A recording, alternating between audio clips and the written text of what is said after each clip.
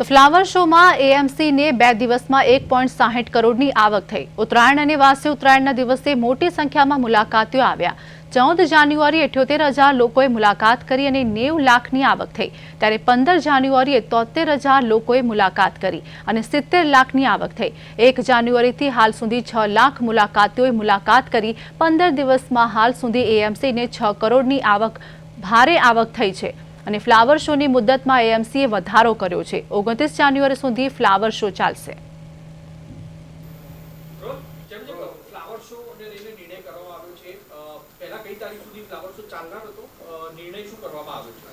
Ahmedabad international flower show 1 જાન્યુઆરીના રોજ રાજ્યના માનનીય મુખ્યમંત્રી શ્રી ભૂપેન્દ્રભાઈ પટેલ સાહેબે ખુલ્લો મૂક્યો હતો।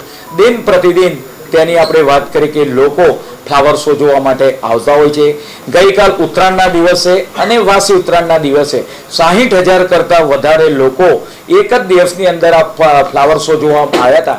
આ રીતે જે રીતે લોક લાગણીને માન આપી અને લોકો જ્યારે વધારે માત્રામાં ફ્લાવર શો જોવા માટે આવી રહ્યા છે તો આ ફ્લાવર શોને 1 અઠવાડિયા સુધી લંબાવવાનો નિર્ણય કરવામાં આવ્યો છે।